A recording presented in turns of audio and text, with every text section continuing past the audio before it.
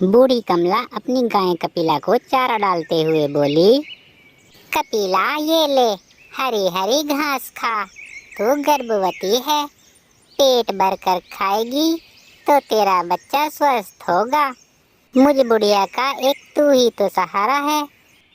कपिला गाय ने मन ही मन सोचा, और मेरा सहारा तुम हो माँ, कितना ख्याल रखती हो मेरा। कमला अपनी कपिला को अपनी बेटी जैसा प्यार करती थी और उधर कपिला भी कमला को अपनी माँ जैसा ही समझती थी। दोनों का रिश्ता माँ बेटी जैसा था। मगर ये रिश्ता ज़्यादा दिनों तक ना रह सका। एक दिन अचानक कमला चल बसी और कपिला अनाथ हो गई। कपिला कमला की चिता के पास खड़ी होकर सोचती है, माँ तुम तो मुझे अनाथ करके चली गई, अब पता नहीं मुझे कहाँ कहाँ भटकना पड़ेगा। यह कहकर कपिला वहाँ से चल देती है।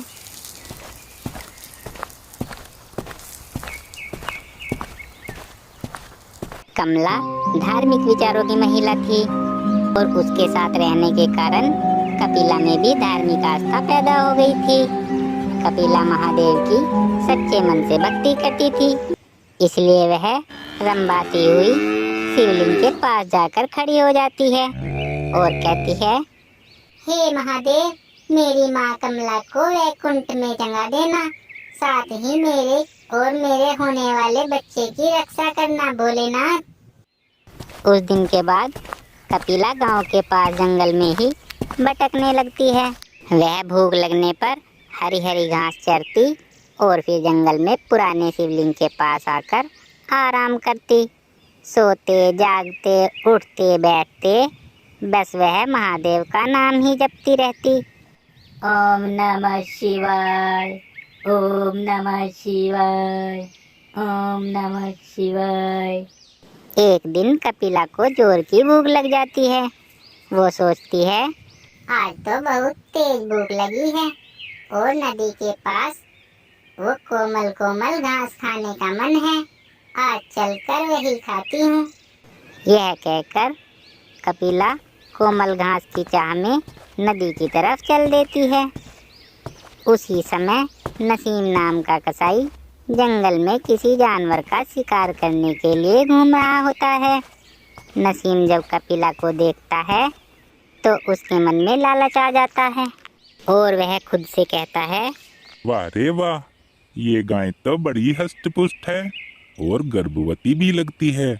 क्यों ना इसे घर ले चलूं? जब तक दूध देगी इसका दूध पीऊंगा और जब दूध देना बंद कर देगी तो इसे काट दूंगा, किसी को पता भी नहीं चलने दूंगा। यही सोचकर नसीम गाय को रस्सी से बांधकर घर ले आता है और सबसे छिपाकर अलग बांध देता है।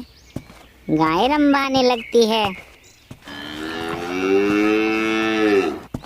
तो नसीम उसको घास डालकर और पानी पिलाता है और कहता है, अरे मैं एक कसाई हूँ, जानवरों को मारकर उनका मांस बेचना और खाना मेरा पेशा है।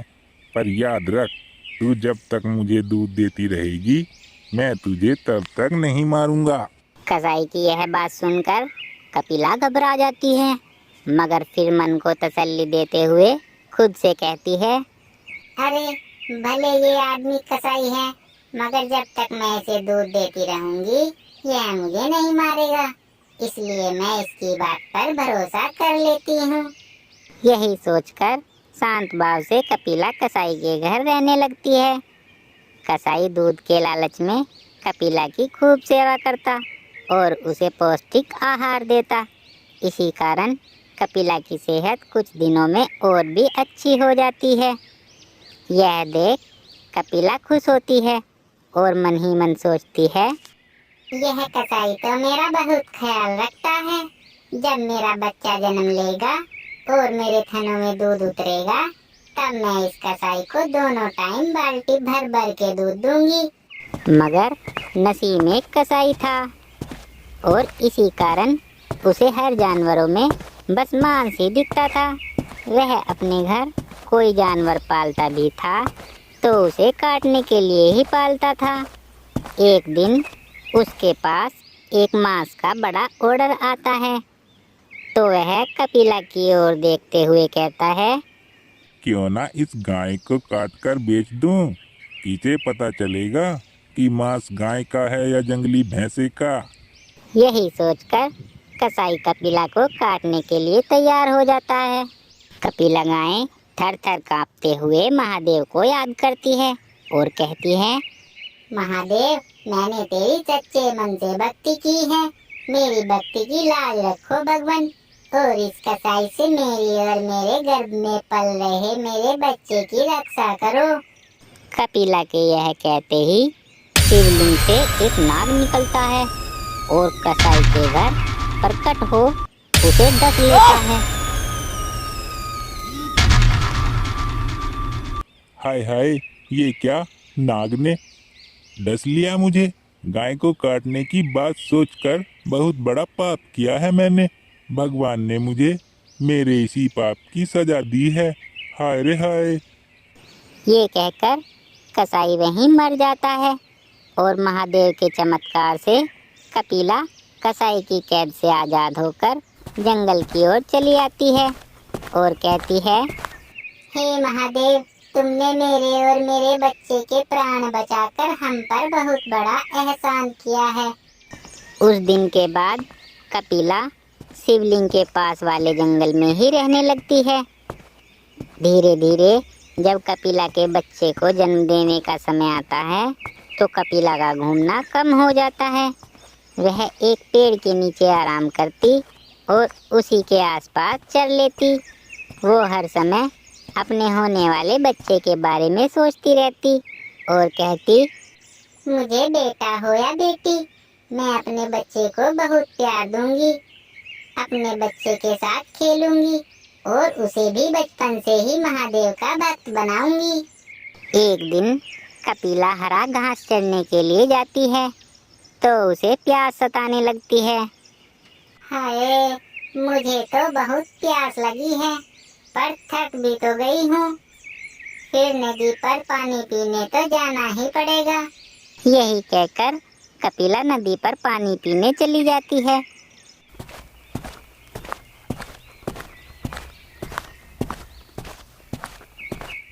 और जब वह पानी पी रही होती है तो अचानक ही उस पर एक भूखे शेर की नजर पड़ जाती है।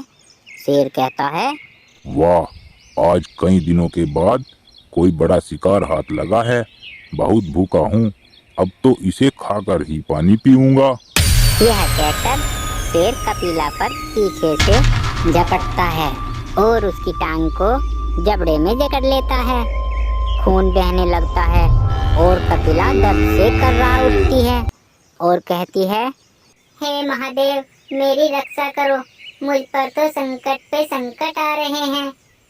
कपिला जैसे ही महादेव को याद करती है, महादेव उसके सामने प्रकट हो जाते हैं और कहते हैं, शेर, तुम अपने भोजन के लिए कोई और शिकार ढूंढो।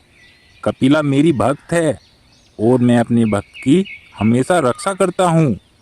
यह सुनते ही शेर कपिला को छोड़कर भाग जाता है और महादेव अपनी दिव्य शक्ति से कपिला के घावों को ठीक कर देते हैं। फिर कपिला को अपना आशीर्वाद देते हुए कहते हैं, कपिला, मैं तुम्हारी भक्ति से बहुत प्रसन्न हूँ। आज के बाद तुम और तुम्हारा होने वाला बच्चा सदैव सुखी रहेंगे। अब तुम पर कोई संकट नहीं आएगा। यह कहकर महादेव अदृश्य हो जाते हैं और कपिला जंगल में आगे बढ़ती है तो उसे एक महात्मा जी मिल जाते हैं। महात्मा जी कपिला से कहते हैं, हे गौ माता, क्या आप मेरे साथ मेरे आश्रम में चलकर रहेंगी? इससे हम साधुओं को आपकी सेवा करने का और आपके अमृत समान दूध को पीने का अवसर मिलेगा। कपिला महात्मा जी की बात मान लेती है और खुशी खुशी महात्मा जी के साथ आश्रम में चली जाती है।